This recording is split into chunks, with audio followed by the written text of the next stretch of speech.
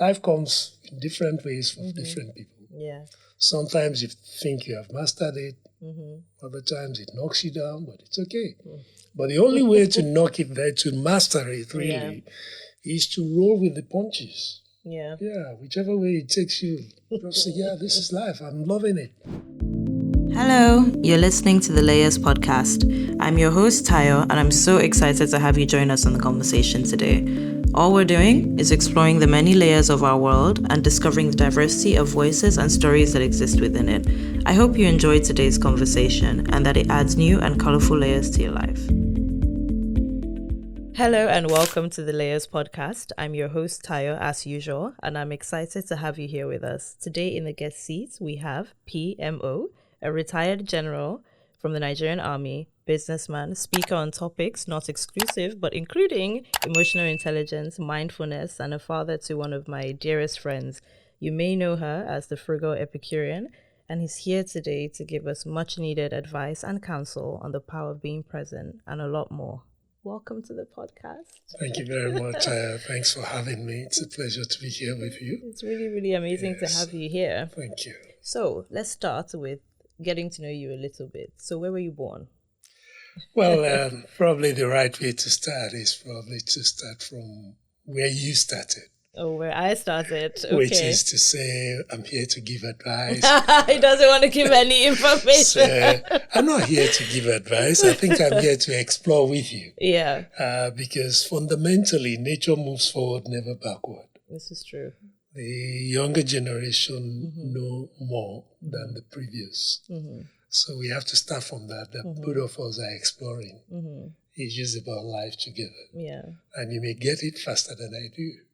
You know, so if we are on a journey. Yeah. And we're exploring together. So not necessarily to give advice. And also it's about providing a compass, not a blueprint. Advice tends to be like a blueprint. This is true. Yeah, but really, life changes all the time, especially in the last 10 years. So anybody who gives you a blueprint from our time is probably outdated. You don't need that. What you need is a guide, a compass, something to say, okay, which way is north? I want to go north. Which way is east? If I want to go east. So that's it. But my background, well, I was born in Lagos Island at the old Mercy Hospital.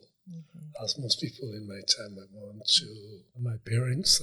My father was an entrepreneur, and my mom was just a full-time housewife in the initial stages, which I'm grateful for because then she had plenty of time for this difficult son. A lot of challenges because my father also got involved in politics in the First Republic. And people say politics is now violent, or like the good old days. Like the First Republic was. The First Republic, I can tell you. Yeah. Because my first experience of life as a 3-4-year-old was of, being an internally displaced person. I didn't have the words to describe it at the time, but now I know what it was. Internally displaced person. Yeah, because we are moving from house to house, family to family, because our properties had been burnt, so they even came after us to the ones we were staying in and burnt those properties as well.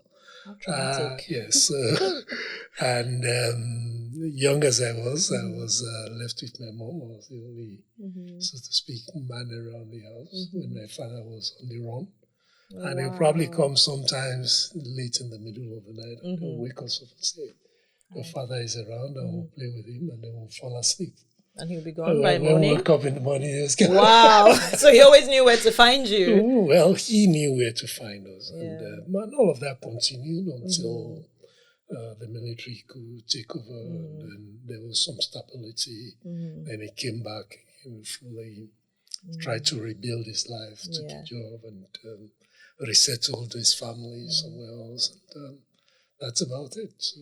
Was he different when he eventually came and settled to what you remember him being like while he was up and about, well, on the run? I say up and about, but really on the run. Well, before then, I didn't really know him because I was too young to know him. My earliest memories of him was this long-bearded man who would come in and say he's my dad and play with him, and because he had to wear a beard as part of his disguise at the time. He didn't normally wear back then. Oh, wow. Yeah, so that was part of his disguise at the time. So, but unfortunately, those were my earliest memories of him. But none of that was over. He took off the bed and became this is yourself. So that was interesting. And then we called him the cat with 9 lives, including some of his grandchildren, because he had so many close shaves. But he managed to survive them all and live to be 85. Oh, wow. So that's amazing. That was lucky. And then he was very keen on education and mostly self-educated. So self-educated. Mostly, because he had gone into business very early at 18. He had started his own business. But then he kept educating himself. He could engage you on virtually any subject. And he was educating himself. He educated himself, and he read a lot of books, so he recommended many, many books to me. In fact, just yesterday, we were meeting up with some friends, Christian friends, and I was surprised that they had never heard about the book he gave me for my 16th birthday, which is The Imitation of Christ by Thomas A. Kempis. I've heard of this Which is one of my favorite books. I still have the same copy he gave me. The same copy? Yeah, since that long. It still lies. It's gone everywhere with me. Yeah. On all of my postings when I was studying abroad, I took it with me. And it lies always by my bedside. So that's something I read sometimes before going to bed. It's a reminder. And for me, it's one of the most important books for anybody who truly wants to live like Christ. I mean, separate the religion. Yeah. Christianity is one thing. Imitating Christ, I think, is another, my opinion. It's like they say, it's the relationship and then there's the religion aspect. Yeah, I know that's it. So that I'm grateful for, that he was able to bequeath that to me. But for my mom, I learned, how to be really, how do I put it? How to be human. In that sense. She used to joke in Yoruba, she will say that that, if you cannot be calm, you have the worst ailment a human being can have. And she had this son. I can agree with her.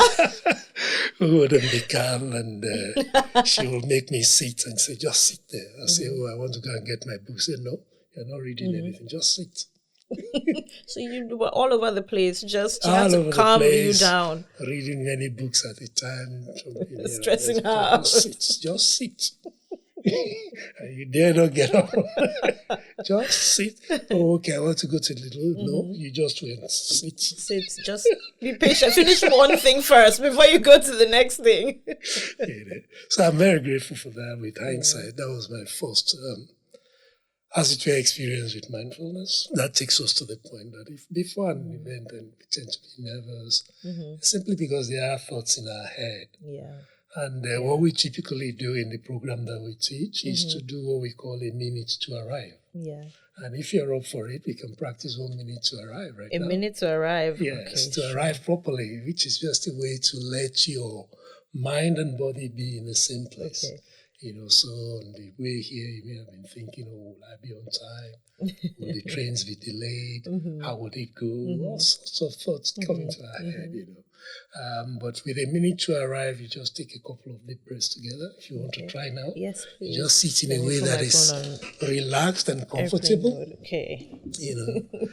And just take a couple of deep breaths together, and just allow your attention to rest on this experience of breathing.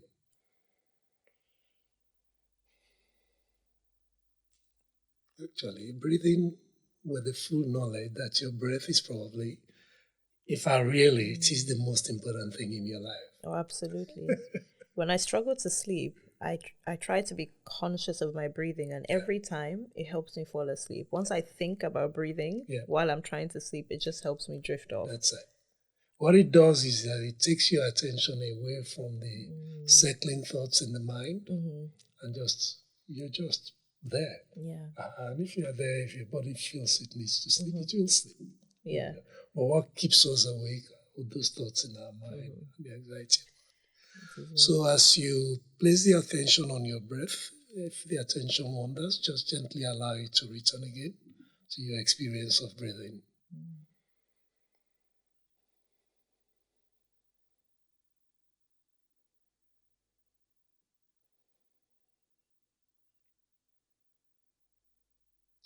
As the mind settles, let's use the opportunity to set intention for our time together today.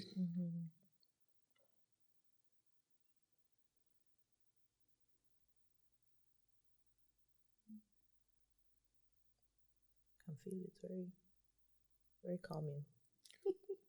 Now let's gently return here to being with each other.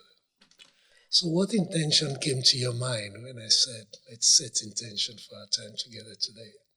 Do you know what's funny? When you said let's set intention for our minds, it's almost like my mind was blank, not because I wasn't thinking of anything, but because I was comfortable. I was comfortable where we are. I felt more calmer, but more confident to just, okay, we both know what we're doing. We're both able to get everything we need to get done today. And yeah, I think in the mornings I wake up with, I need to do this, and it's just, I'm going to practice this by myself. I'm going to practice this by myself. You're welcome. We teach a program, my wife and I, we got certified in a program that was developed in Google. Yes, I read about It's called Search Inside Yourself. It's a mindfulness-based emotional intelligence program. And the foundation of emotional intelligence really is mindfulness, being able to pay attention in the present moment what is happening without any agenda. 100%. I always say that I find that the people that have the most emotional intelligence are people who just are self-aware, able to pick up things, express, just being able to take in the full environment or the full interaction that you're having, and it just makes you a little bit more aware and mindful, and then you can interact, I think, better with people. Absolutely. So that's a great cause. Well, I chose it because as I was thinking of transitioning from running a business after my service career, running the business that I had set up, I felt I needed to transition from that as well. And I was wondering, what could I continue to do? And it came up that it was emotional intelligence. Why emotional intelligence? Simply because reflecting on my life and career, where I've succeeded, it's been because I had the level of emotional intelligence to succeed at that level. And where I failed is because I lacked the emotional intelligence to succeed. What do you mean by that? Well, some things that I said, if I ever wrote an autobiography, it would be about my failures, not about the things I succeeded in. Because I've learned more from my failures than things else. That one of the things that I felt I didn't do well enough, was managing the end of my career in the military. Part of that was because towards the end, it's almost like all of the effort I put in over the years kind of crystallized. And it resulted in a lot of public recognition, national honors, Chief of Army Staff's commendation, and all of that were just coming back to back. But here was this person. At that stage in my career, I needed to transition from being a professional, doing my work and leading teams and delivering projects, proposing policies, to being a better networker. Wow, okay. Is this because beforehand, when you're in that environment, networking is just a byproduct? It's not something that's maybe personally intentional, if that makes sense. It wasn't that necessary because my boss is covered for me. Yeah. Now I'm at the boss level. Yeah. There was no one. So I have to do this now. I with hindsight. So, and it's difficult, much of the angst that people felt was because they didn't know me. Yeah. And we all naturally react to people we don't know. Yeah. We don't respond to them. Yeah. That's how we are wired. Wow, that's interesting. Yeah. So I realized that it wasn't their fault, it was my fault. Yeah. They didn't see me, they didn't know me, they didn't understand me. So, of course, the rumor mills will fill in the gaps. That's the worst thing. That's the worst part. But I love my colleagues in the military a lot. I regard the military as my second family, because I joined the military, planned to join at 18. I was commissioned at 19. So I spent practically all of my adult life. Yeah. I went in with A-levels and into the military with A-levels. Yes, A-levels, okay, wow. And they paid for my education through uni from the second year of my being in the university. They paid all through for my master's program in architecture. Oh, wow. And when I finished that, I received training internally within the military on project management from the best possible institutions. And then they allowed me to travel to the UK to do a doctorate in housing. This is so good. Yeah. And all of that time they were paying my salary. So I'm forever grateful for that. I mean, because education was so important to me. I wanted to leave the military to come abroad. Yeah. But they said, no, we'll let you go. And they not only let me go, they actually paid for it. That's amazing. I'm so grateful. Yeah, is that something that's still done today? Yes, I think so. It's in the ethos of the military to always train their people. You know, they invest a lot in their people.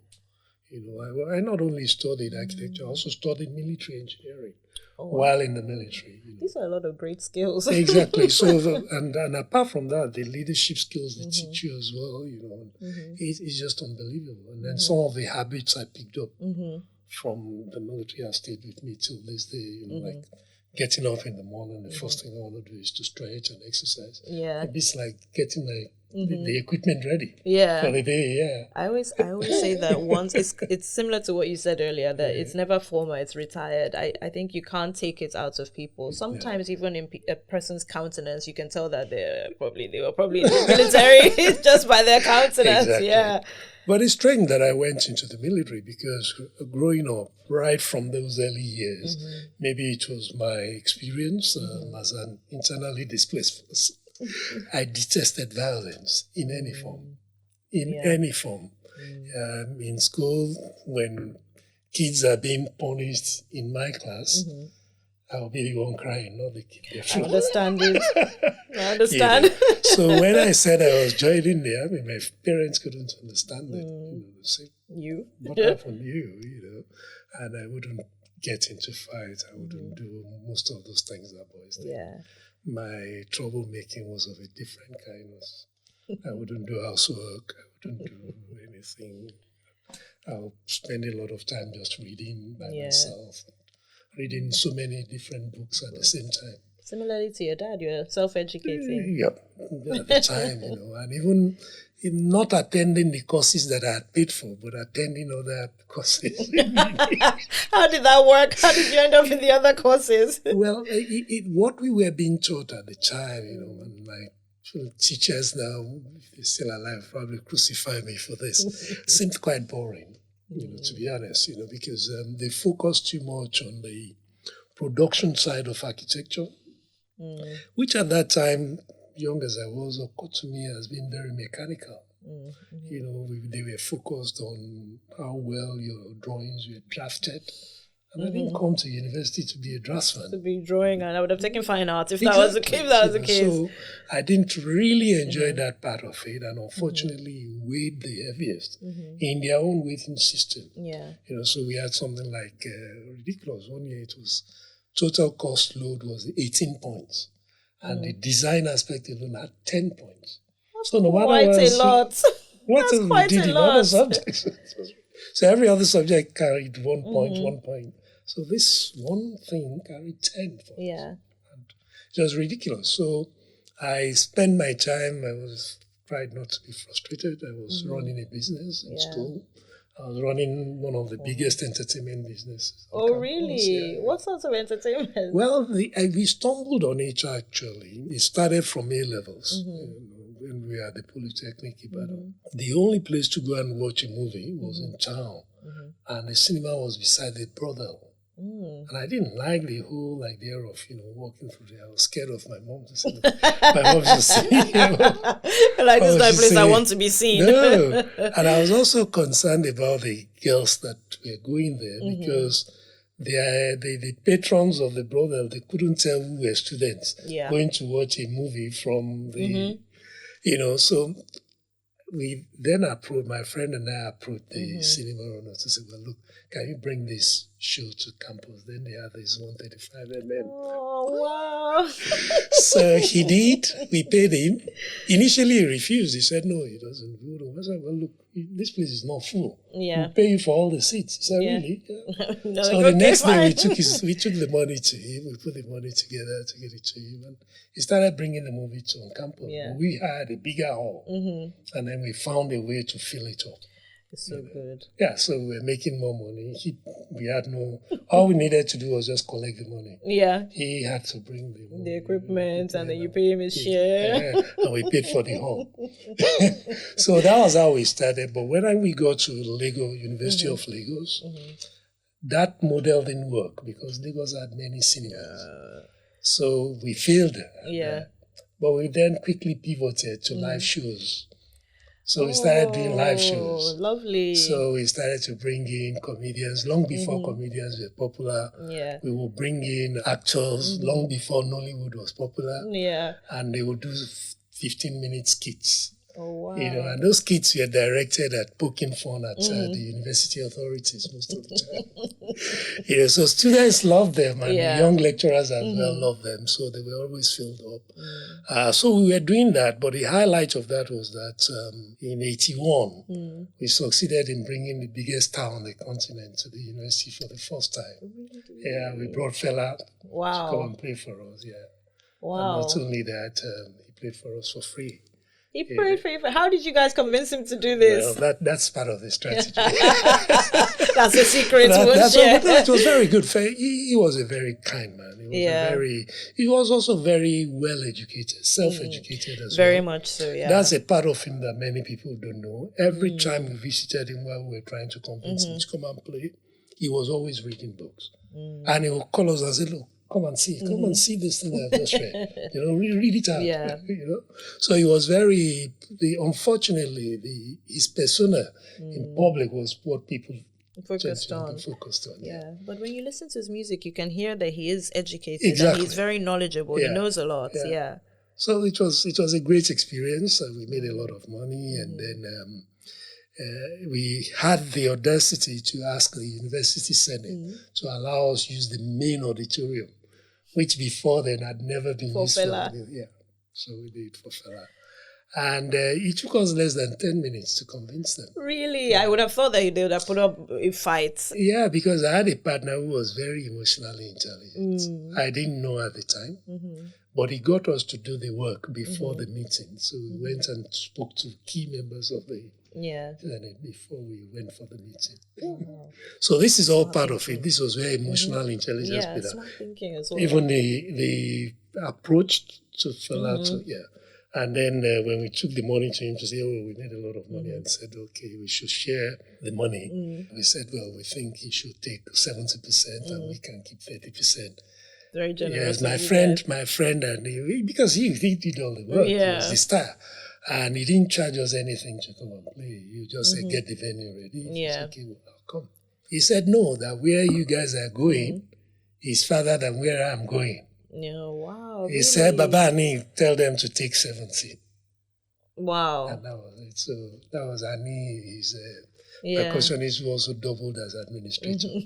So we took 70% of the money. Wow. Fela gave us 70% of the money. Wow. What an experience. Yeah, so that's an aspect of him that, so I've talked about 3 people who really influenced my life, my parents, and that encounter. Fela. And of course the army, so those are the building blocks of my perspective of life. So here is the army, very disciplined, regimented. But I also had exposure to a fellow who was a contrarian. So there was the balance. Yeah. Before I joined the army, I mentioned it to him. He said, yes, go and join. They need sensible people. You. Yes. And they need sensible people is very true. It's true. Honestly. He gave you good advice. He said, yes, go and join. Yeah. I thought he would say, what I did. I said, no, go and join. They need sensible people. I'm actually surprised he said, yes, go and join. I thought he was going to say, nope. Yeah. And a few weeks before he died, I had returned home in 92, I think. He had a show at the Muzon Center in Lagos. And I heard about it. My office was in Bonica. Yeah. So I drove over to go and see him. I said they should call me when he came in for the practice before the show. Yeah. And I went there. He said, wow, Joy, come and look at that small boy. Major, he was so excited, but by then and he recognized you. That's really something. I told him, I said, he said, oh yeah, that show, because it was his first show in the University of Lagos. He used to play at the Havana show every year in Ibadan. Then he stopped for about 6 years, I think, because he was fond of coming late. And then the students, were routine, they stoned him. So this has been a long time. It's a culture of Afrobeat that Fela said. It's Fela that started it. Because it's so bad. Afrobeat artists and time is terrible. Yeah, but he's always been like that. But people just need to learn to manage them. Yeah. They're artists, their sense of time is slightly different. They want to do things when they feel like doing it, they are not scientists who feel like this has to be. So if you invite a big artist like Fela, then have some side shows that will be warming the stage, fill the time up. So we called our comedians who had been doing our regular shows. They filled the stage before Fela came, so they were making people happy. We were doing the skits. Some of our skits on stage. And as soon as it came, it's showtime. Wow. So we managed that. So we learned a lot from those experiences in school. But from that incident, I then decided that, there's no need to do this anymore. I then took that money and started investing in real estate. Yeah. Wow. How did you get the wisdom to be like, real estate seems like the right thing? To start with, I was a bit nervous, at that time, that what will the army think if they know that I'm into all these things? I'm now a commissioned officer. I go to, my unit during vacations and all that. So it was already becoming kind of something I was doing in stealth. And I said, well, look, because I've made this much money from it, there is now an opportunity to exit. I was thinking of what to exit into, and real estate just seemed natural. Because I was trained as an architect, I could design. I was already designing and building properties. I also had a partnership, so I had two partners. The key thing is in life, I've somehow never really done things alone. So I had partners who supported me in doing things. So for the entertainment business, I had a partner who was, like I said, highly emotionally intelligent, and then the other one for architectural skills. He was very good, fantastic architect. Unfortunately, he's late now. So we formed that partnership from our second year. So we were designing for this Lagos Island women, mostly literary women in Balogun. But they had lots of cash. And they were building more. Oh, they always do, yes. Exactly. Yeah. So before we came on board, they were using Draspen.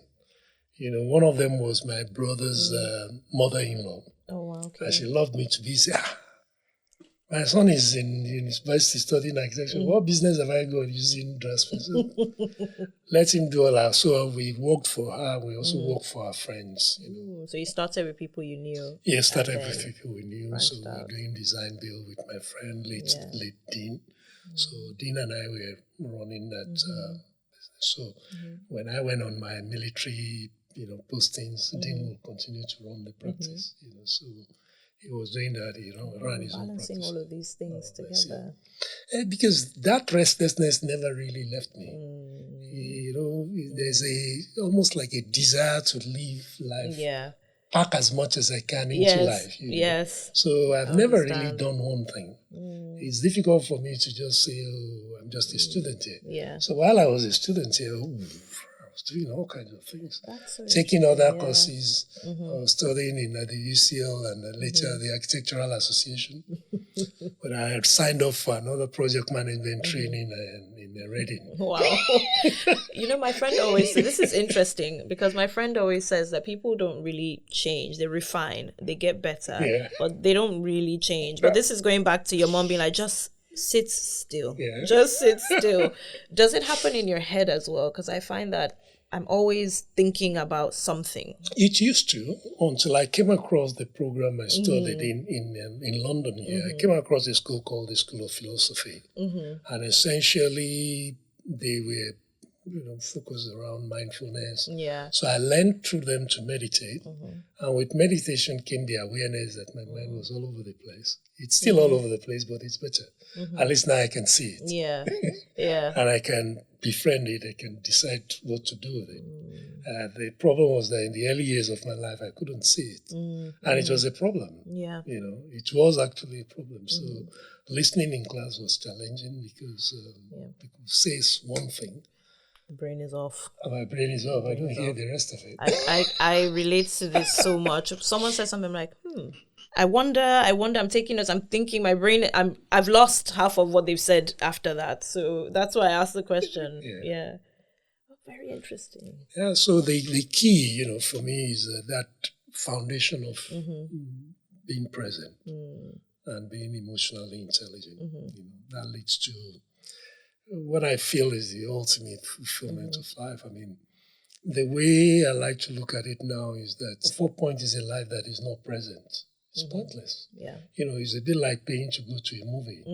And then you get there, you're either thinking of, what to do when you get back home, or you have one of these friends who is telling you about the movie. Yeah. Because they've watched it before. They're giving you advice, life advice, all the time.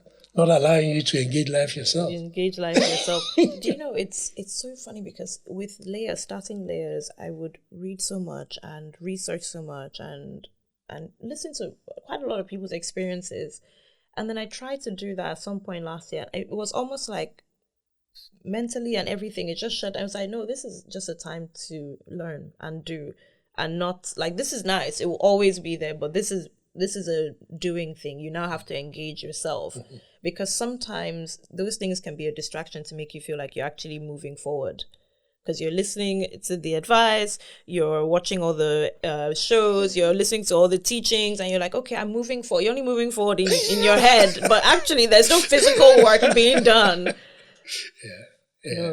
I'm guilty of not being able to I'm thinking about the future, or sometimes I'm thinking, what would it have been like if I had just chosen a different university, different course, a different this? And then I'm like, okay, but anyways, moving forward. It's like, but why are you here? Why are you there? Why aren't you just present? Yeah, I struggle with that. How have you managed that as you've been learning about mindfulness? Have you managed to just encourage yourself to just be present, or notice when you're not as well? Yeah, the moment you notice you're not present, that means you're present. So, the thing about mindfulness is that even with the formal practice, we have two kinds of mindfulness practices. There's the one we call integrated practice that you integrate into your day. And the other one is like a dedicated practice. Okay. So the integrated ones are like, okay, as I'm speaking to you, I listen to the sound of my voice. I'm looking at you. I'm watching out for expression. And I can actually feel the weight of my body on the chair. So I can actually feel that I'm here. So I'm not in my head. So it's as simple as that. And then when I get up, like getting up to get a food, make a coffee, or go to the restroom, I actually observe myself moving. And I'm fully there. I experience my life in that moment. Because life happens in the present, not in the past. Yeah. The past is a movie, it's gone. Yeah. The future, who knows? Yeah. It may come, it may not come. And when it comes, it will be the present moment. This is true. My friend always tells me this. He's like, 2 seconds ago doesn't exist anymore. It's done. He was like, and the future hasn't happened yet. So he was like, you literally, now is the only time. Exactly. So it's now. So it's putting into practice those things in the integrated way. And then the dedicated one is like when you sit down, maybe moments in the day to practice mindfulness, different kinds of mindfulness practices. One is the one that you practice when you sleep, even though you may not call it a dedicated practice. It's like a body scan while you're in bed. So instead of being in my head and worrying about the presentation I'm making tomorrow, and I want to fall asleep, so I just pay attention to my body and feel my body from head to toe and go back again. Yeah. It's a very healthy way because before I started paying attention to that, what would happen is I would sleep with maybe like a TV on or something, maybe like a David Attenborough show or something, just so that there was something playing in the background. And if I was listening to that, I wasn't thinking about what was in my head, and I would be able to sleep. But then after a while, the light from the TV sometimes doesn't help you sleep well through the night. So I was like, let me stop. And then now I'm like, just breathe. And as I'm conscious of the breathing, it soothes, and you just fall asleep. That's really yourself. Your breath is with you everywhere. Yeah. The television can follow you everywhere. No, it cannot. Your breath is always available. So if you make friends with your breath in that way, you can always return to it. Things are turbulent and anything. That's why you see great sports people, before taking a golf shot, a penalty kick, whatever they're doing, take a deep breath. Yeah. Just to center yourself. Yeah. And even from a science point of view, when we breathe deeply, it calms our parasympathetic nervous system. Too much. Yeah. So it is what you experienced in that brief practice. So as we breathe deeply, it just calms the parasympathetic nervous system and says, hey, it's okay. What is that? So that just calms your whole system self down. Yeah. Wow. So what it is that without being calm, we can't see clearly. There's no clarity. This is true. So there are lots of things in the mind. There's no clarity. It's like an hourglass, when you shake the particles in it. Yeah, it's not. Yeah, you can't see what is in it. But if I allow the particles to settle and the thoughts in our mind are a bit like that, you can see clearly. That's such a good analogy. It's an analogy we use in our training for the search inside yourself. I would highly recommend it. Wherever you can take it with us, or there are other teachers as well. Definitely. They put it up. Definitely. So I want to switch gears a bit into fatherhood. You're father of all girls. Yeah. I know that in Nigeria there's kind of this value placed on like a male child. Yeah. Before going into fatherhood, was that something that you cared about, or was it as you had girls, you're like, this is inconsequential? It is because for me and my extended family, it's not strange. So I kind of expected it. My father had 6 sisters and only 1 brother. Yeah. So I only had 1 brother until my younger brother came along when I was already 15. Nobody was expecting him. That's me. That's me, my family. Yeah. So he turned up, and we don't let him forget it. That actually, but here he is, and he's been a wonderful gentleman, and I'm so glad, I'm so grateful that he came along. Because, there are a lot of things he does now that our family wouldn't have been able to do because we are all about that age. But he's younger, he's got the energy, and he's really family loving. So he jumps at anything that he needs to do for the family. So I'm grateful.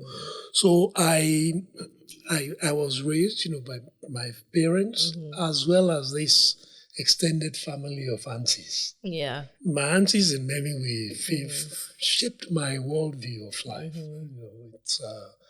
I think in those early days, my interaction, was more with the females in the family. Yeah. Because the men go out to work, and after work, they're socializing, all that. I learned a lot from my grandmother, especially my maternal grandmother, because being asthmatic as a child, and that I would then be the only one at home with her when everybody else had gone to work. Yeah. So she would talk to me. She would have confidential chats. Yeah. Such as, Mama, will I die? Yeah. Will this thing kill me? She said, no, you're not going to die. You'll be fine. That in fact, we're there to bury me. The confident reassurance. And then we'll pray the rosary. Yeah. When we finish praying the rosary, she will tell me many stories, tell me the moral of the stories. I loved stories. I don't know why people don't tell stories that much now, because kids are on iPads, all these things, but I loved stories. They just stay with you, So that's one of the things that I should be doing and thriving together. Yeah, and telling stories. Right now I'm an aspiring storyteller. Trained by my grandma. Just carry it on. Yeah, and also my mom, towards the end of her life. Yeah. Because she had very little education as well. But she would tell me stories. Yeah. She will sing for me. She will sing for me Yoruba music and explain the, the philosophy behind the lyrics to me. Wow. Yeah. And then she will tell me, things. They always have a song for everything. So if I come home not happy about this or that, and she will tell me. I mean, she practically, I didn't realize at the time, she coached me through my doctorate degree. Yeah. Somebody who doesn't even have primary school certificate. Wow. Yeah, but she did. She would call me up and say, those days there was no cell phone. Only our neighbor had a phone. Yeah. At work, or she had to go to Nitel. Yeah. So she will call me and say, how far? What did they say? So what are you going to do next? Yeah. I love that. I could tell the moment you said, I'm grateful for my mom that she was a stay-at-home mom. I was like, there's closeness there. Yeah. No, we're very close. So I had a lot of respect for women. So I was never in doubt. And I said that even if I had only one child, if it's a girl, that's fine. It's okay. It's not strange that women are known to be leaders in our family. Yeah. So we are not a family that looks down on us. So that was never an issue, because also our family has Brazilian roots. So most of the family that settled in Lagos were the ladies. The boys remained in Bahia in Brazil. So only the oldest boy came with our great-grandfather. Yeah. And the girls. Wow. And the girls. Yeah. So the family we knew were all women. All women. That's fun. That's fantastic. So that kind of wired my brain to think different. And then when we were internally displaced, we were staying with my grandmother ultimately because there was nowhere else that was safe to stay except with her grandmother in Lagos Island. And everybody else, they were all girls. Oh, so just the norm. My cousins, everybody was all girls. It's your lucky life to be surrounded by women. Really lucky life, And, I tell my daughters that they are really privileged in a material sense. But looking back, I think I was privileged in love. Yeah. Oh, wow. Privileged in love. In love, yeah. Oh, that's so beautiful. I had so much love around me, and that made the difference. Yeah, into who you are and everything. Yeah. We didn't have much in those early days with the crises and everything, but everybody stuck together in some way. And the thing about Lagos Island is that your family, family living in Ikoyi. Everyone close by. Yeah, just close by. They are top of the society. They've got everything. Yeah. They live in Ikoyi. And then you have family also who have never been to school living in Isaliku. And they are so close together. So close. You can't run away from them. For everybody else, they have left their not so well-off relatives in the village. So what I learned very early was the need to learn how to relate to everyone, all strata of the family. My mom also made sure of that. In fact, in our documentary, because we got her to do a documentary before she passed, as a reminder. So what she said is that we must always remember that we are not different. Just because you have a better education does not make you different from that. You are one family. It's true. And that what will really make us happy long after she's gone is that we continue to relate to each other as one. Yeah. Not by how much money you have or how much education you have. So that was very useful. And so when my daughters came along, I was happy. Yeah. What was important for me was that, like I keep reminding them that they show up for life, and have the confidence that they can really embrace their lives. Yeah. That's all that life requires of them. It doesn't matter whether they were women or not. And they shouldn't worry or expend their energy fighting people who look down on them as women. It's a waste of their time. Just get on with what you want to do. If they see that you've done something, they will applaud you. Yeah. And if they don't applaud you, that's their problem. Yeah. It's about your life, not their life. So I try to encourage them to say, well, look, actually, you just engage life, embrace it. Don't worry about how it comes. Life comes in different ways for different people. Yeah. Sometimes you think you have mastered it. Other times it knocks you down, but it's okay. But the only way to knock it there, to master it really, is to roll with the punches. Yeah. Yeah, whichever way it takes you. Just say, yeah, this is life. I'm loving it. He said, "This is life. I'm loving it." Sometimes it's not so nice. I actually have a quote I wrote down from your speech at Maurice's graduation, and we spoke about this. Where you said, "Don't pray for challenges to stop in your life. Evolve through the challenges." But I'd like to share with you two things. One, about life itself, from my experience. I'm not speaking from any textbook. I've been around a little bit longer than you have been. I can tell you for certain that life is a series of challenges. Don't think that one challenge is over, that's the end of it. Don't pray for challenges to stop in your life. Because what kind of life is that? Who will pay to go and watch a movie where everything just goes like that? Where there is no, action, no anticipation of what's going to happen next. We are in this world to evolve. Part of the problems, in my view, in my own opinion of mankind, is the over-conditioning that we all have. I think we've all been conditioned and socialized and educated to believe that we can live a challenge-free life. It's the example of a good life. It's a good life. No, it's not true. A good life is a challenging life. I don't know if you heard about Tai Shulari, the man who founded one of the different schools in Nigeria, Mayflower, Ikene. Okay. Tai Shulari was a socialist of sorts, or even a communist, maybe. A proper contrarian. All of his life he wore shorts and khaki shirts for that matter. Even when General Babangida made him chairman of a board of a bank, he continued to wear his shorts. But Tai Shulari would always, his valedictory speech, for his graduates would be to tell them that may your road be rough. That was his parting words to them. He would tell them, may your road be rough. Because it is through the roughness of your road that you pick up skills. Nobody develops a good body without going to the gym. This is true. You Some cannot people are be lucky though, but that's besides the point. There is nobody with a really good body at its optimum that doesn't work out. Yeah. They may not go to the gym, but their lifestyle involves some work. Otherwise, that body may look good, but it's not at its optimum. No. It's not at its optimum. Yeah. It can be better, stronger, last longer if it is challenged in some way. Yeah. I also say to my siblings, they say, why? What's the difference? What made the difference? And looking back, it's because I grew up in a challenging time. Yeah. That's the difference that I can attribute the difference between myself and my siblings. So maybe that encourages me to say, actually, forget about what you have been conditioned to believe. Look at you. It's the challenges. So all of the traditional routes to education, who have a child, I'm upper middle class, they go to a nursery school. Yeah. I didn't have that. Yeah. What I had was skills.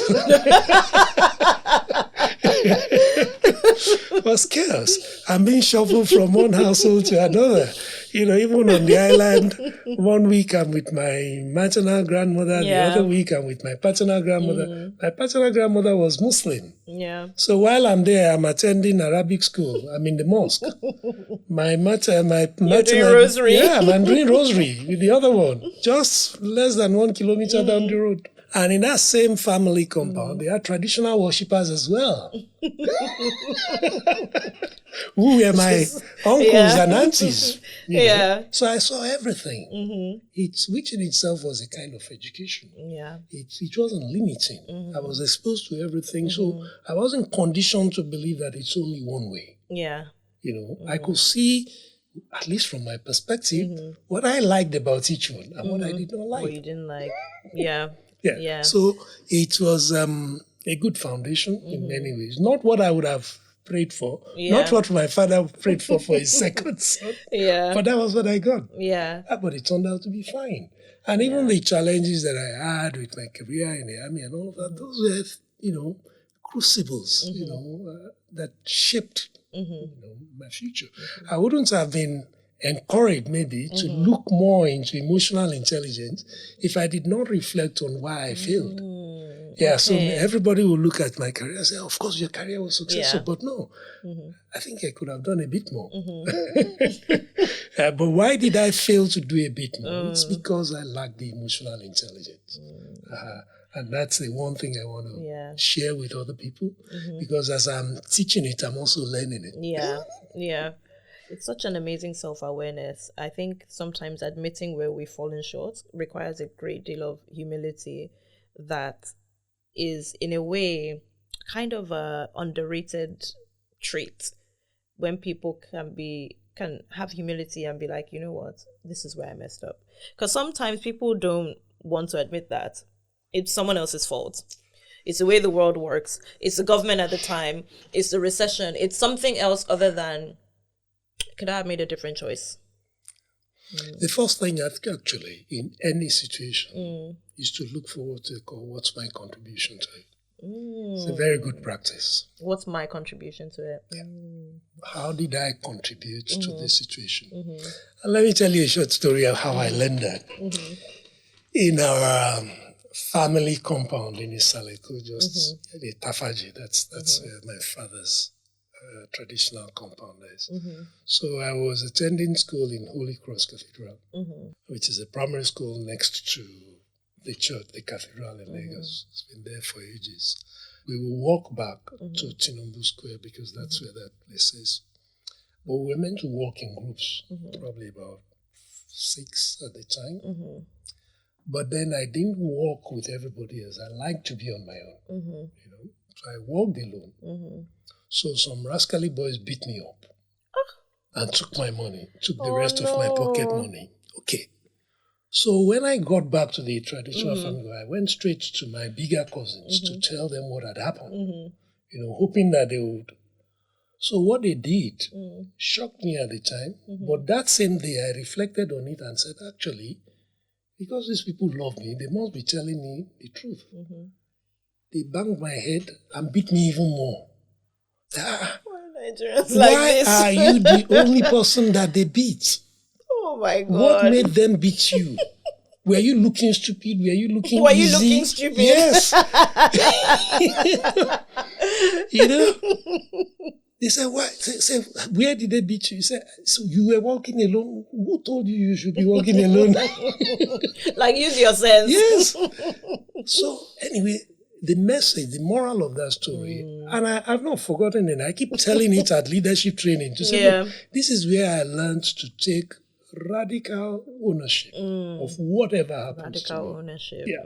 Okay. Of whatever happens to me. The first point is I don't blame anybody. Nobody is ever responsible for what happens to me. Yeah. They can do what they want, but how I take it is my choice. My choice. I mean, it's easier said than done, but it's true. You have to practice it. You have to practice it. Yeah. It's a hard one to practice because I feel even now when something happens, I think, okay, how could I have acted differently? What did I contribute to that situation? And how can I be mindful of it going forward, not to do that? Especially if it's with a specific person, not necessarily an issue, but with a specific person. So it's funny because today, the way people would take that story would be to mean, oh, they blamed you for what happened. But that's not really what it was. It was just, but think about what you're doing before you do. It goes back to the mindfulness as well. Just think about what you're doing before you do it. Yeah. Yeah. So if you don't have that awareness, so what did I start doing even as a 6-year-old? Even if I wanted to walk by myself, I'm looking around for these rascal boys. And if I see them coming, I can go and stand beside an elderly lady at the bus stop. That's true. As if I'm with her until they go their way. No, it's true. So I became more aware. Yeah. Is that a good thing? Of course it was. Yeah. It makes you more aware, and it's something you carry on. I carry on, you know. It's so true. I became more aware of my environment, knowing who to make friends with. I even then started having my own friends, big boys from school. Yeah. Don't mess with me. Yeah, exactly. Yeah, so yeah. instead of going home with boys my age, I have boys who are big.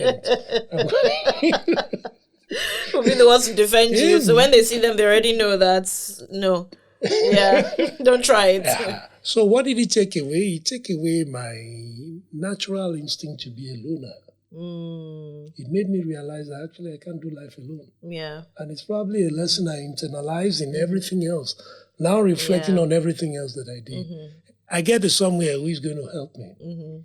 I realize that I've never been the best in my class, but the best person in class all through has always been my friend. Yeah.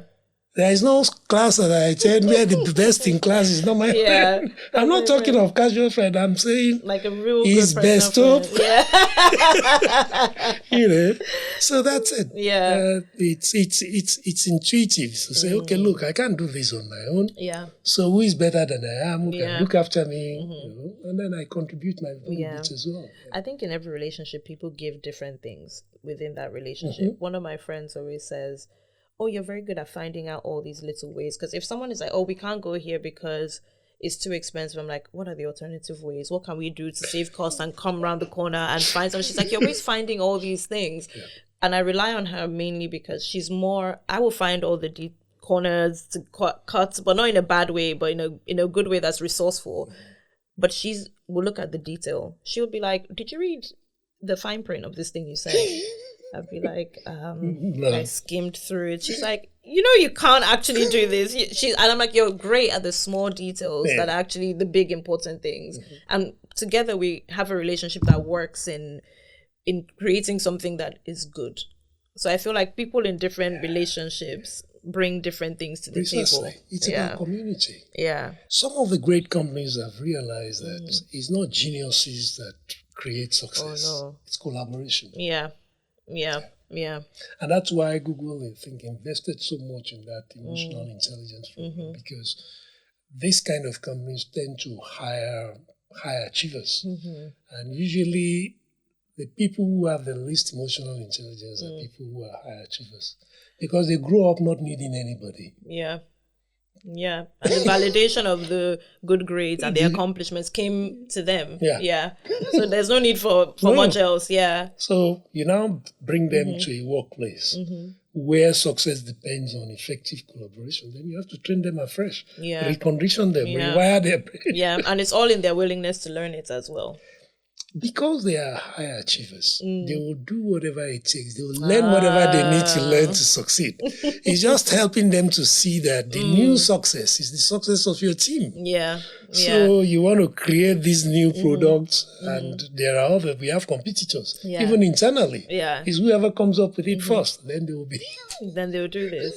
I don't remember who it was in my family that said either them or their friend was up for promotion at work, and they didn't get the promotion, and then they went to their boss and was like, why did you pass me up?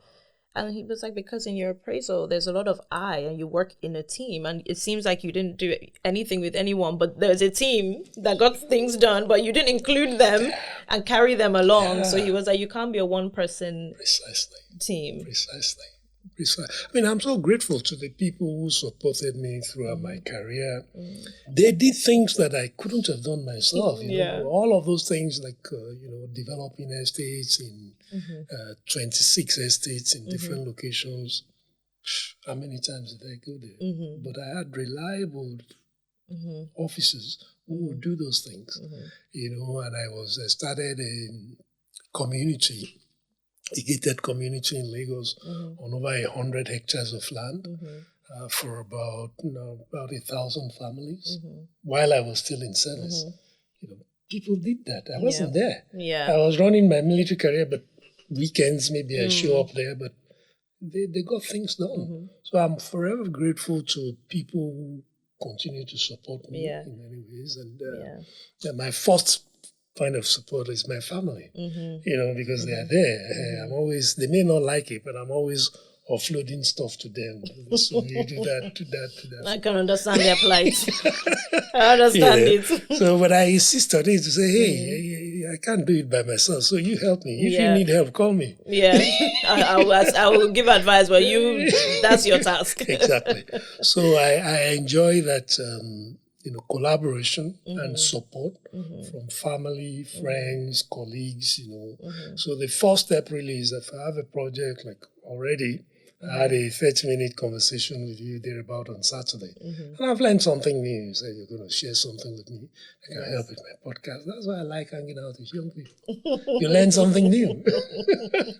It's true. They also help you make money. Because they're in touch with all the trends now. They're into all the trends, like one of the software that we started using to communicate in my office, and it's changed completely the way we work. I was told, my daughter, Morrisala, told it to me. No. So, have you heard about this and that? I said, well... Morrisala is so resourceful. Morrisala is so resourceful, and she's dependable, and she's reliable. Yeah. She's a loyalist. Yeah. She really is. She'll do anything for her friends. Yeah. So she does that. But if I didn't ask, if I didn't tell her I had a problem, she wouldn't know. Sometimes people don't want to say that they're struggling with something, but I don't know how people do that, because that's how you find help. That's how you find assistance. That's how you find favor. That's how good things come to you. It's what Nigerians say: closed mouths don't get fed. It's true. Yeah. The first thing is to make a list. If you feel something is really challenging, make a list of who can help. Yeah. Oh, that's good. Yeah. A list of who can help. Yes. It's true. It's a bit like basic military training. When you come in contact with the enemy, the first thing is to take cover and observe. The next thing is to report back. So to say, hey, I can see what it is. Yeah. I'm either taking cover because they are more than I am, their strength is greater. Yeah. I need help. Or don't worry, I'll fix them. Yeah. And this is where I'm going to fix them. So it's for you to at least notify the people who are likely to help you. Yeah. Call for help first before even taking it on. Yeah. Because you might take it on and find that actually you can't do it alone.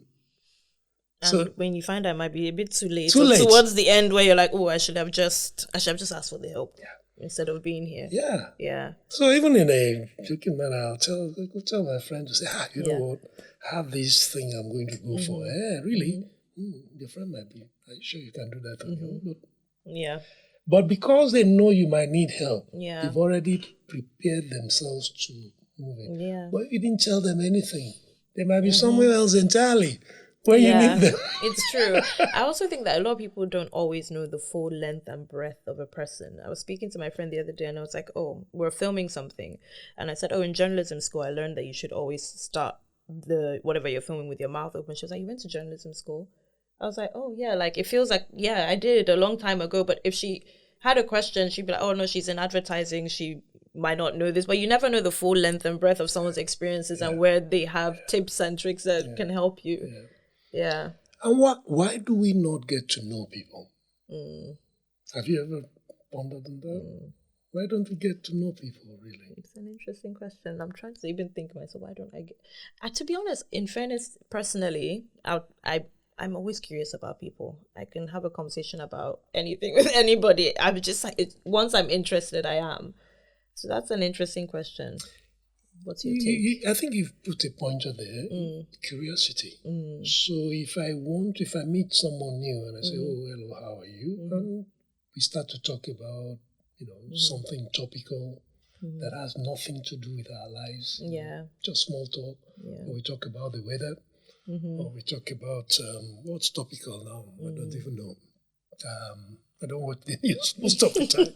But, we could be talking about the coronation. Yeah. Do we have a role to play in the coronation? It's nice to know. When the day comes, you can enjoy it. Yeah, we can enjoy it. The people who do this for a business or for, they are busy planning it. If I really want to get to know you, that shouldn't be the subject of our conversation. The way we can contribute to that is to do our own thing so that we contribute to the economy. Yeah. So that the king, long will the king reign. Yeah. So our own contribution is that, we are doing our bit. Not to be talking about things that we have no influence on at all. Yeah. And that happens a lot in social settings where we now start to talk about things that... It's almost a buffer. Because you're not digging deep. It's just a buffer just to pass the time or just fill the space with words, but they're not intentional words. They're not, and to be honest, it's a cultural thing because when I first moved here, I had a Russian student. She was talking to me and she was like, I'm in learning English. And she was in the English class, forgetting what it's called, EDL or something like that. And she said, why am I learning about the weather? Like, it's so ridiculous. And in my head, I thought, oh, you find out soon. Living in England, you find out why you're learning about the weather very soon. But she just thought it was bizarre that she was learning all these menial, small talk things. But I was like, culturally, it happens here. But then I would say, for example, they say that London is one of the loneliest cities. And I'm like, but there's no connection. It is. Yeah. It is. I mean, you need to find connection. Connection is key. We are wired for connection. Yeah. The most important need of a human being beyond air and water is connection. Yeah. Yeah. Even before food. Yeah. So if you've got water, is to say, look, who am I connected to? If I feel I'm alone, I won't even want to eat. It's true. It's true. Yeah. There's this person, I don't remember who it was. They were talking about the Bible, and they were like, in the story of creation, God created all these things. And he goes, this is good, this is good. And the only thing, and the first thing he said, this is bad, was Adam being alone. And I thought, wow, that's a very interesting observation of that chapter. It's the only thing that was deemed bad, being alone. Yeah. Loneliness and being alone might even be two different things. Oh, really? Yeah. Okay, expand. You know, to really grow, to thrive, we need to be alone. But loneliness is different. It's a longing for connection, so to speak. I long to connect. But to stand alone is probably to... Like solitude?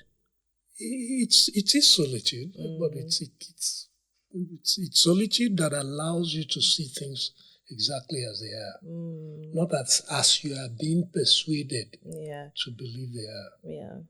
So I wonder, what's the point of life if I don't experience it myself? If all of my understanding of life is secondhand, what's the point? It's pointless. So my beliefs about this and that, my beliefs about people, my understanding about people, if it's all secondhand, then why do life at all? Yeah. I may as well just read your book and call it a day. Well, yeah. But the whole point is that I'm here. I may as well enjoy the show and let the commentator on beside me keep quiet for a while. And just let me see the show myself. Yeah. We can have a conversation after the show. Yeah, but let me see it myself. For not to tell me what the next act is, what should be, what the way it has always been. Excuse me. It's okay. It's okay, thank you. Let me just enjoy the show. Yeah. When we are done, we can exchange notes. Yeah. Yeah. Yeah. It's like, those days when we were doing science, they will give us different reagents in the chemistry lab. So if you copy someone else's... it's going to be a problem. It's going to be a problem for all involved. Exactly. So why am I taking other people's answers for life? No, I shouldn't be taking. I should, learn from their experience, but keep my eyes wide open. Yeah. What presence allows you to do is to strengthen your awareness, your power of observation.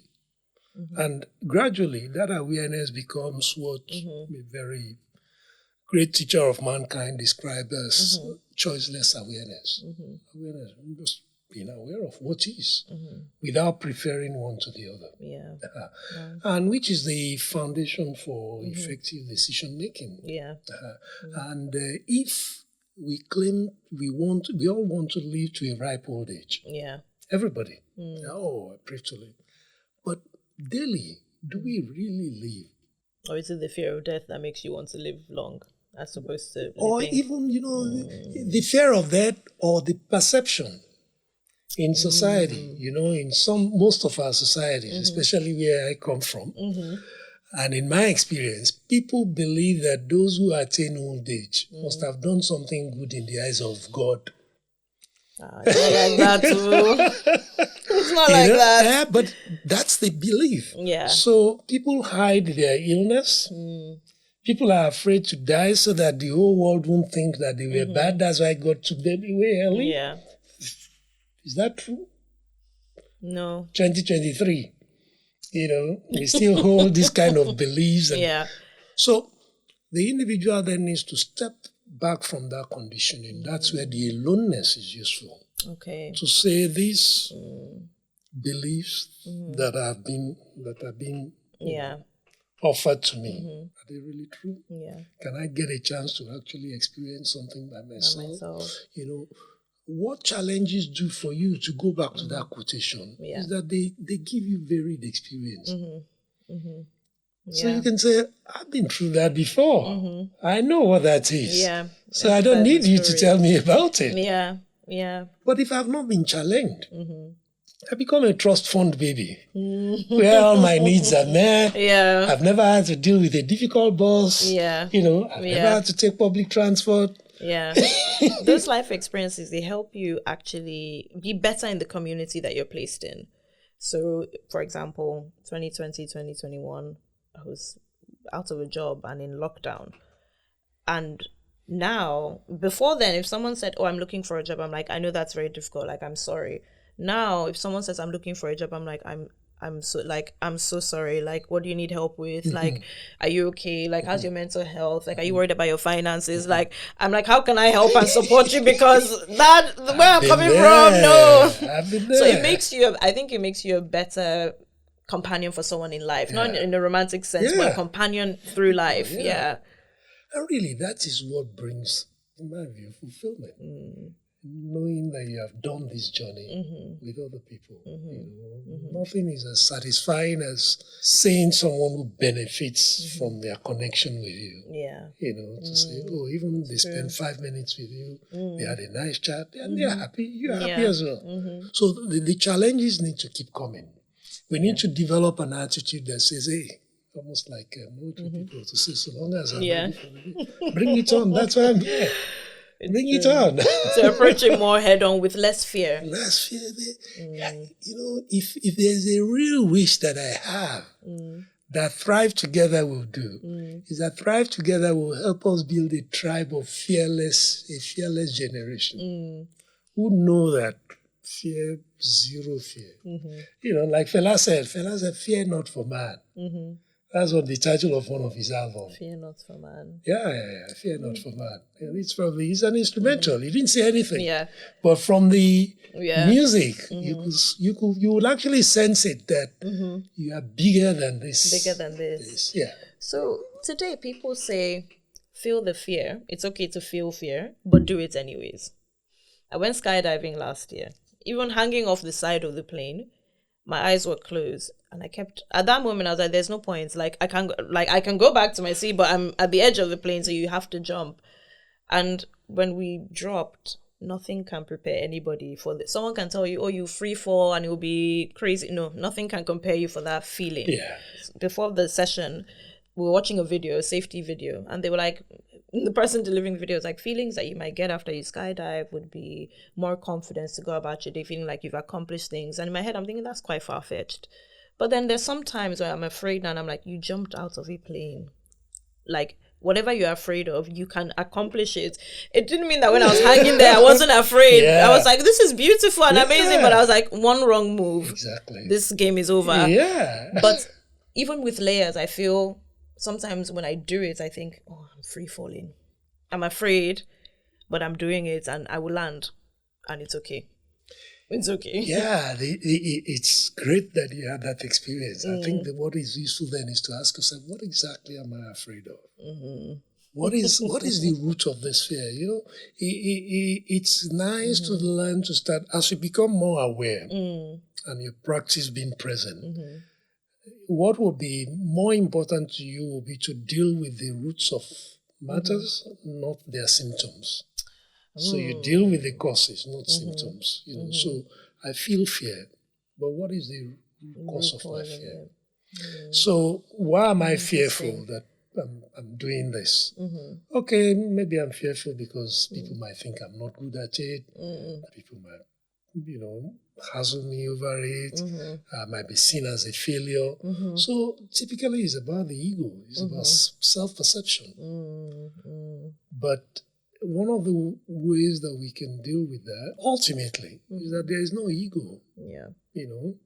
I'm a being having a human experience. So I'm not the human. But if I think, just be human. if I'm the human, I feel limited. Yeah. But if I connect with the being that is having a human experience, it will enjoy the human experience, knowing that whatever happens to the human is the human. I was thinking the other day that there's so many, I guess, fears, anxieties, bad things, quote unquote, bad things that happen in life. And people, like we're saying, want that perfect life. Where has there ever been a depiction, both fictional, non-fictional, where nothing happens? Even the things we call bad things, we need to look at them.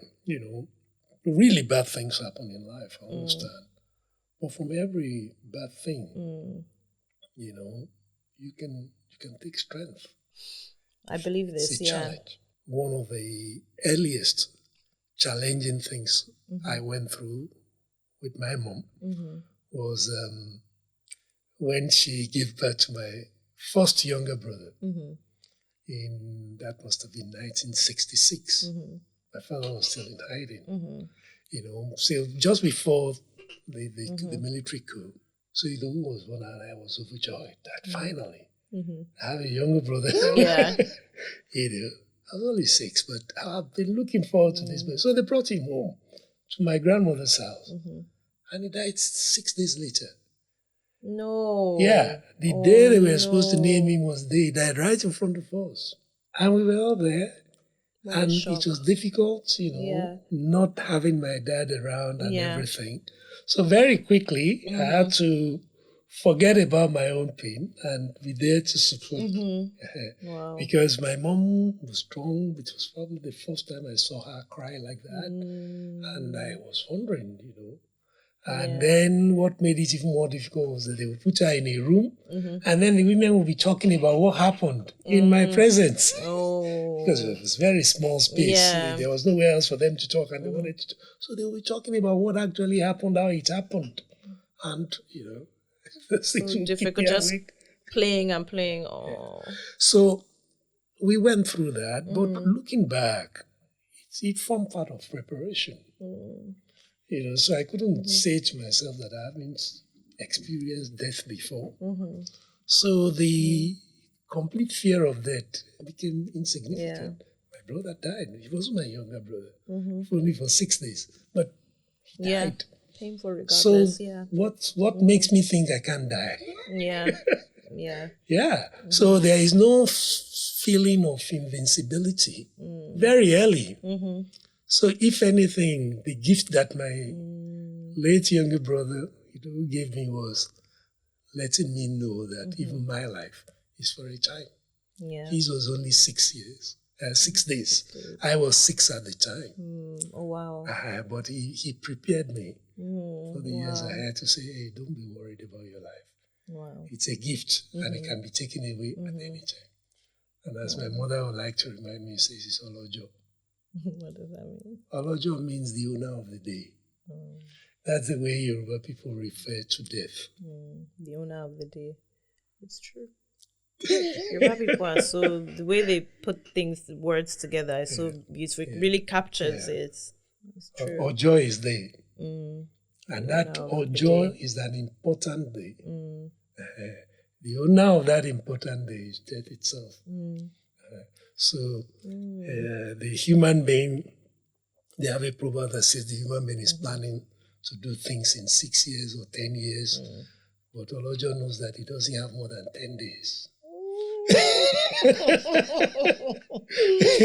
No, it's true. It's true. I think about this quite often. I think you want to do all these things, but God willing, you'll be here to do them. Because it really doesn't matter. What is important is that we plan every moment and experience every day as if it's our last. So you're planning to do a great podcast. You're planning to do all these wonderful things, but every day, don't defy your life. Stay present. Enjoy what you can for the day. If tomorrow comes, you continue. If it doesn't come, c'est la vie. C'est la vie. Yeah. That's it.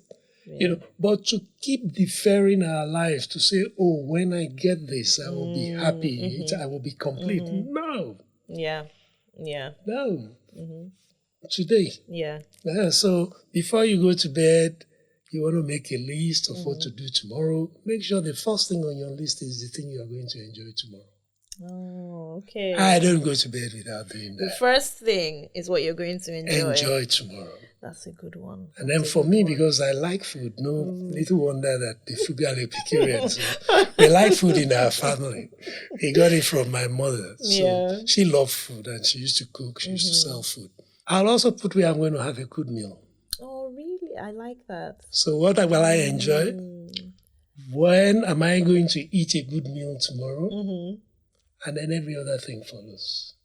If those two things are not there, there's no point waking up tomorrow. Can't eat good nothing food. to enjoy. Nothing to eat is okay. Please, let's sleep the day. Or forget about the day. Forget about the day now.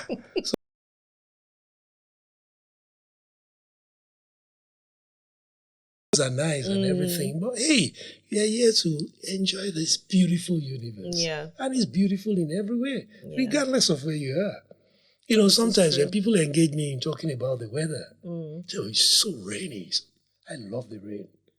Whether it's here or in Nigeria, get out in the rain and play. Yeah. I change into my swim trunks and I enjoy it in the garden. Nice.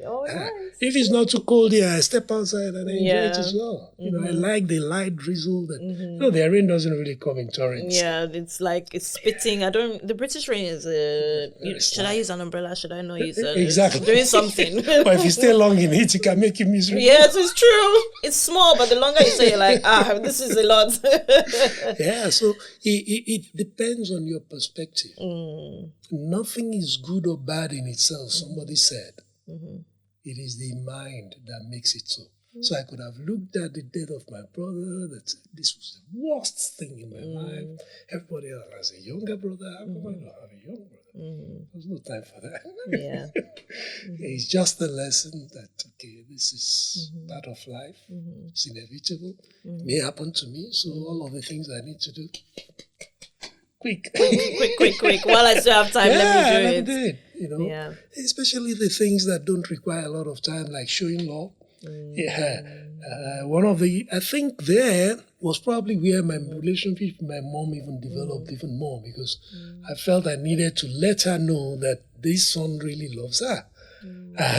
So it was easier for me to express myself freely, to say, hey, don't ever be in doubt that, that you're loved. Yeah, that he loved. You're a good mom.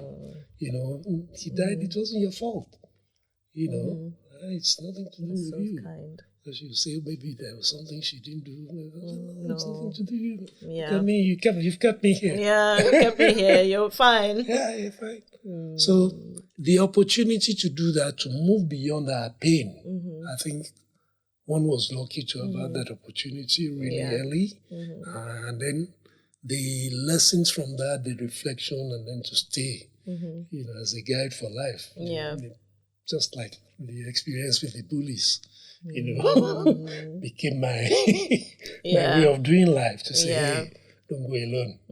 You need cover. Yeah. It goes back to what you said, Maurice. Life is a series of challenges. It is a series of challenges. And you need a community. You need resources to deal with it. Yeah. So set up yourself or set up your resources and then bring it on. Bring it on.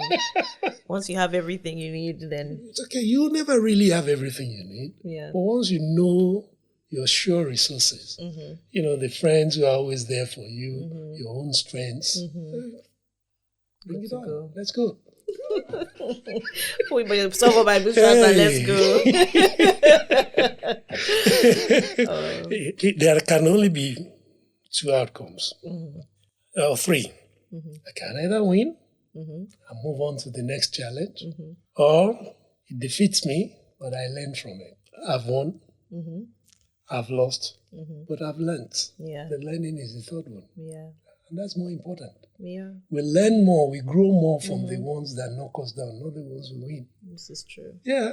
This is very true. If everything had gone well, I was just taking it for granted that, I have a brother, I have this, I have that, you know. It's when things don't go well, that's when we're challenged. Yeah. So if I had finished my career as I had planned to, everything had gone to plan, I wouldn't have been inspired to do other things, you know, that I'm looking at doing now. Yeah. I wouldn't have done a deep dive, I don't think, into emotional intelligence. And even some of the things that I'm looking at as what I want to just finished a coaching program, an introduction to coaching. Yeah. I didn't really think I would want to coach anyone, but I realized that actually, if I really want to be multicultural, I needed to receive some formal training. Yeah. I can't do it the way I would. So I attended the classroom, and it was an eye-opener that is now making me to go and take a 9-month course in and certification. Yeah, just to be able to better support young people. It's not about doing a business in coaching, no. Primarily it's because of my daughters, to be able to better support them, because they're my primary responsibility. Yeah. In all of this wide world, those are the real primary responsibilities. My parents are no more, but my brother, my children, my nephews and nieces, and it radiates out like that. Yeah. They will come at some point, that kind of support. So if I'm trained for it, I can give better support. Yeah, that's amazing. And even for my colleagues, my younger colleagues that I'm leaving behind in the business that I started, those coaching skills will be helpful as well. So when I leave, I've said, well, maybe if I have this qualification, I can remain as their in-house self-development coach. Yeah. So they can be paying for my phone from the session. At least I have a captive market there. So you people book yourself for one session in one coaching. It's your whatever you like to talk about. Go and talk about it. But please send my check. Pay me. Thank you so much. So that's the only commercial bit that will be there. But it's something that I felt would be useful. But if I had not had the challenge, for instance, of raising daughters and supporting daughters who have been educated in a different environment from where I grew up, I wouldn't have been motivated to learn more. So you can see how challenges, they may not notice it, but relating to children who have been educated and raised in a different environment is challenging. Yeah. It's true. Exactly. So you need to grapple with that and say what is the best way to engage in it. But once there is openness, you can. And then if you need to acquire new skills, go on and acquire it. I love that openness and willingness to learn. You said something at the graduation. You said that what we knew at our age, you didn't know at that age. So what are the things now? Because your daughters, they're all different ages. There's an age range between them. Yeah. What are the things that you see them doing now that they know now that you're like, oh, I wish I would have known this at this age?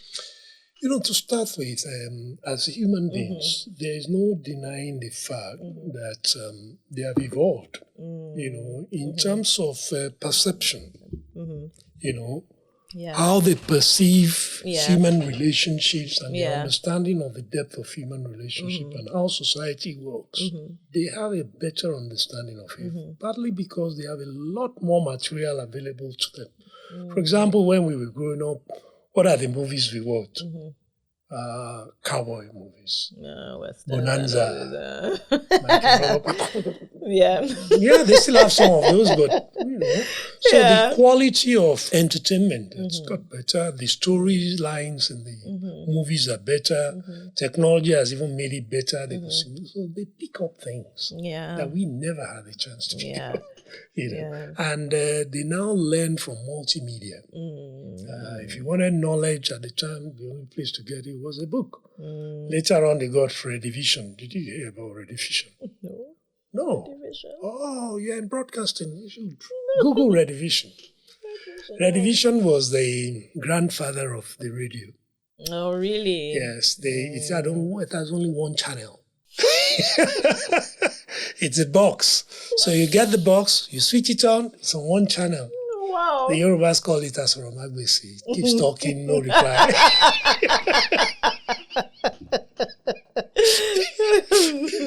It's good. You see why Yoruba people are the way people think together.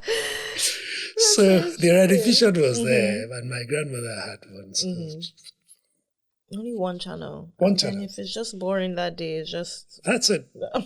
That's it. they do some English lessons, they play some music, or English they do whatever they like. Okay. Whatever they like, but you're stuck with one channel. So at that time, they didn't have a technology to have multiple stations. To be switching up and down. So it was the precursor of the radio station. So that was what we had. But now they have all these multiple channels. Now there's ChatGPT. AI and all these things. Yeah, it's common. Google has brought out their own version. All these things aid learning. So they learn faster. You know, so these things about how society is structured, relationship, is an invaluable resource. It really is. So if young people know how to harness it, and they don't just get stuck on comparison and self-sabotage. So the only thing that can prevent the younger generation from achieving their potential, their inevitable potential, is self-sabotage. Nobody can stop them. Nobody can stop you. Yeah. You are the only one who can stop yourself. I agree. And if you just understand that, is to keep asking yourself, in what ways am I stopping myself? In what ways am I limiting my potential? Yeah. What are my limiting beliefs? It's become a buzzword now, but how many of us really understand what it means? Take the time to reflect on it. Reflect on it, and then even some of the things that we take on. We take on courses that if we look deeply, that's another good byproduct of mindfulness. It encourages you to look deeply beyond the surface. To say, what exactly is going on? So, in my case, as a young person, I joined the army because I felt apartheid was evil, racism was evil, and I wanted to stand up to fight it. And I was one of the few men in my family. So I needed to train, even though I didn't like violence. Yeah. I felt a sense of duty too. But that didn't happen. Yeah. Because that's another story. The army itself didn't want me to fight anybody. So that's a that's a different story. Yeah. But what I then realized is that what I was going to fight outside exists within my own community, but they call it a different name. So what business have I got fighting somebody else for their own problems when I haven't resolved the thing in my own community? Xenophobia, tribalism, all these, These are big issues that are still with us till today. So the lesson I learned from that is to not accuse the other person of what they are. My paternal grandmother taught me that. She said, if you see something evil in another human being, it's because there are seeds of it in you. Oh, wow. Said, so you do three things. First of all, thank God that He didn't make you that way, because you didn't make yourself. And then pray that God will help the person who is that way. Wow. Then the third thing you do is that now that you have seen that it is possible to be that way, may God not let you copy it. You've seen what it can be, so try not to be that. Because you can say, if this person can do it, maybe be careful. Yeah. And by association, before you know it, you say, before you even know it, you have done it. Yeah. Before realizing that, when did I learn that? When did I become this person that I don't like? It's so true. Yeah. Today, the culture sometimes can be people refer to it as cancel culture, but what essentially they're trying to say is that someone makes a mistake, or maybe it's not a mistake, they do something bad. And in the vilifying in what is trying to stand up for what's right, I see that sometimes people then start to have traits of the person that they are trying to hold accountable. I find that very interesting, because sometimes it's like, oh, that person is nasty, they're mean, and then people fall into a place where they're saying nasty things and mean things, and it's like, but how different are you from that person at this point? Yeah. I think it's one of the sayings attributed to Albert Einstein to say, you can't solve a problem at the level at which it was created. So the person is being insultive and all that, and then you join in. In Fela's words, it becomes a for fight. It's true. He said so. I said, they're not going to know who be who. It's for fight. It's true. Who is who now? Between the person that did wrong and you, the alleged freedom fighter. It's true. Yeah. He said, one man escaped from Yaba left. You know where Yaba left? He said, one man escaped from Yaba left. My bank manager was out on lunch. You know, he with his tie and jacket. The man from Yaba left gave me a slap from the back. And he turned around and looked and saw this smallish person and said, you? And pointed him back. The man grabbed him, rolled him into the gutter. They were both in the gutter. When the Yaba left, they couldn't tell the difference. When the Yaba left people came looking for their man, they said, somebody, they recognized him, and they gave both of them injection. You know? So you need to understand where people are coming from. Don't react to what people are doing. What sometimes people need is not a reaction, but compassion. Empathy, to see that, you know, people cannot inflict pain if they are not in pain themselves. It's true. So whoever is trying to inflict pain, we should hesitate to jump into retaliating to show them, no, it doesn't work. No, that's the biggest lesson that I took away. Anyway, I am happy that my career ended by the South African Army coming to teach the Nigerian Army how to manage change. Wow. And most of them were predominantly white South African retired army officers who were involved in that transition process of assimilating the former freedom fighters into the South African military. You know, what can be more difficult to assimilate, to now become part of a fighting force with people with people that you were like, very interesting. Very interesting. And they outline the process. I feel like you should, when you start your podcast, you should have a conversation on reconciliation in like that. That if we had more time, I would have pressed for more.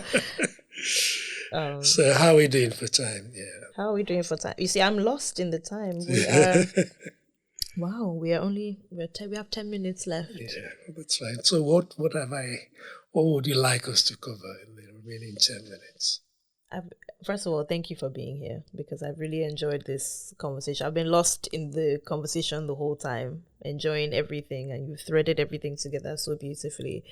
I think we can potentially end lastly on gratitude, in the simple ways that people can practice gratitude, just simple ways in life. So it's, let me start with myself. The things I'm most grateful for. Well, I start with the people in my life. I'm grateful for my wife.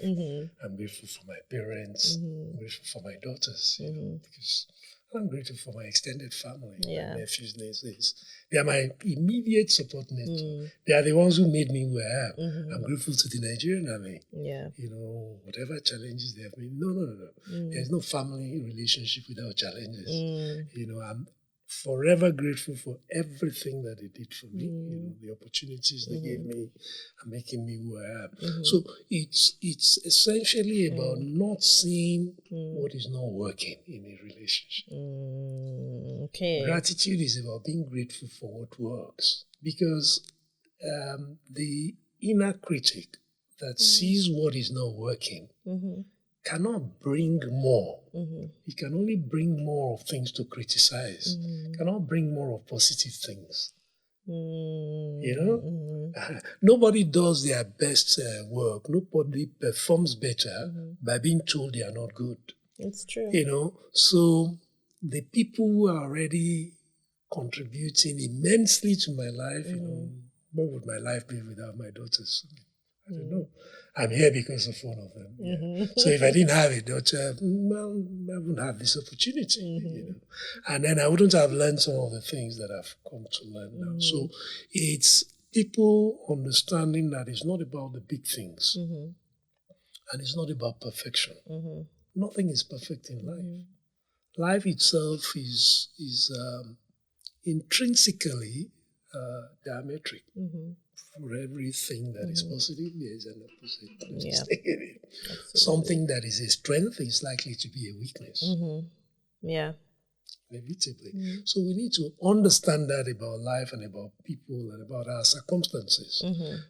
So an organization that is very good at supporting you in this way, doing that, could also be restrictive in other ways. Could have its flaws, could have its own internal culture that is not great.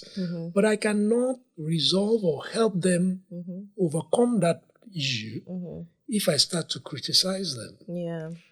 I can only help them to grow and become a better organization if we look at it together as a family. Yeah. So I'm saying that, hey, very true. Even if you don't want me, I'm still part of this family, and we must have a conversation. We're together by force. So I keep reminding you that, hey, that matter, we haven't, so sometimes my young daughters might not want to talk to their dad, they might not want to do things with me, but I keep reminding them that, hey, I'm your only dad. Yeah, I'm the only one you have. And, I'm only here for a while. Yeah. So let's use the opportunity while we are here. Let's make the most of it. There won't be an opportunity once I'm gone. When I go, I won't come back. It. Like my father before me, Yeah. So we need to find a way to work with each other and see the positive side of things. Not that things can be better, but things can get better. Most times when things are not the way they can be, it's not because of a lack of intention. It's usually because of a lack of skill. So our focus should be on how to help each other build the skills that we need to thrive better. And nobody is an expert at this, regardless of their age. Yeah. I'm learning new skills every day. What I learned from my foundation coaching program in the last couple of weeks, it's amazing. Yeah. I read like 5 coaching books in the last 2 months. Wow. I wouldn't have bothered to read all of them if I didn't go into that. So it's a continuous skilling process. So the people to avoid are the people who believe that they finished the article and they're not ready to grow anymore. Or the people who feel that they've got all the answers and they're fanatical about their position. Fanaticism doesn't work. No, not anywhere.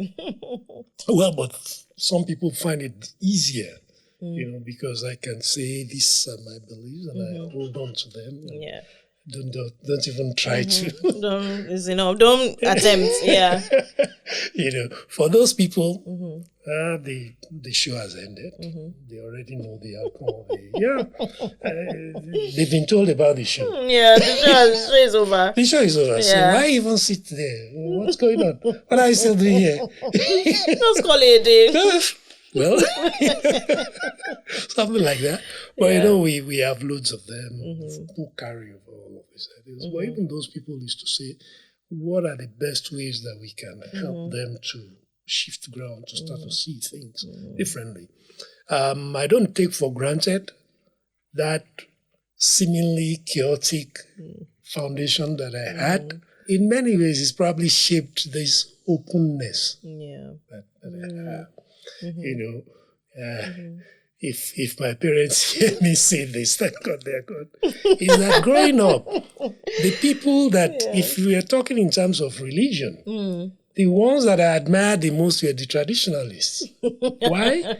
Because they didn't beat you. In the mosque, they will flog you if you can't recite the whatever passages they want you to recite.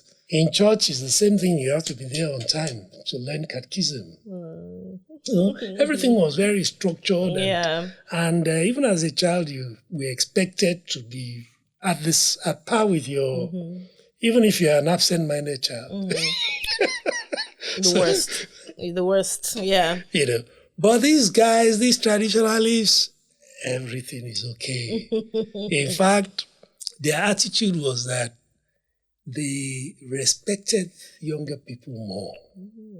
Interesting. Because their view is that the younger person is an incarnate of an ancestor. This is true, yes. So you will find this mature, they won't touch you. There's no spanking anybody. They won't talk to you rudely. They will call you my father, my this, that. So, and they always had sacrifices of food.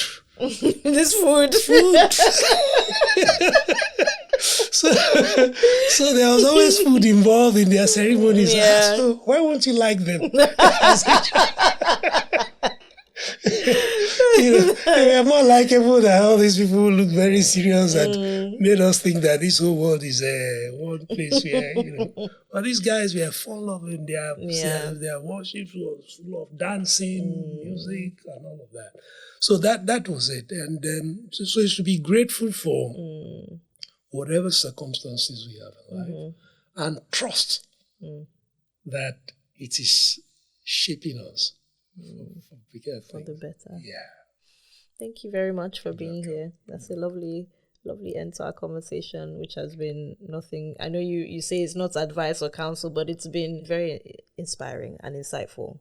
And I'm sure that it would help our audiences to really be more mindful, of course, of how they're navigating life and just trying to see the good.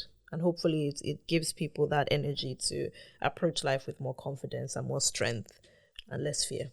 Thank you very much. Thank you for keep being up the good here. work. Thank you, sir. Thank you.